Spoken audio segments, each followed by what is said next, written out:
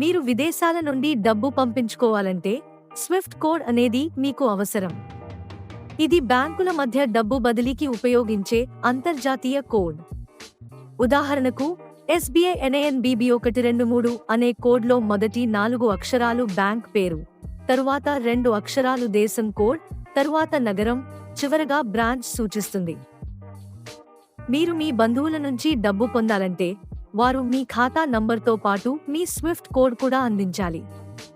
మీ branch Swift code తెలుసుకోవాలంటే బ్యాంక్కు call చేయండి లేదా వారి వెబ్సైట్ను సందర్శించండి.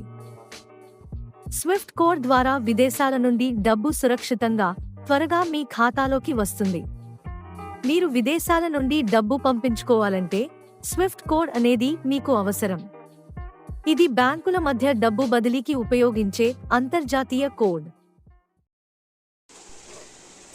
పాకెట్ మనీ ఛానల్ని లైక్ చేయండి, షేర్ చేయండి, సబ్స్క్రైబ్ చేసుకోగలరు. నమస్తే.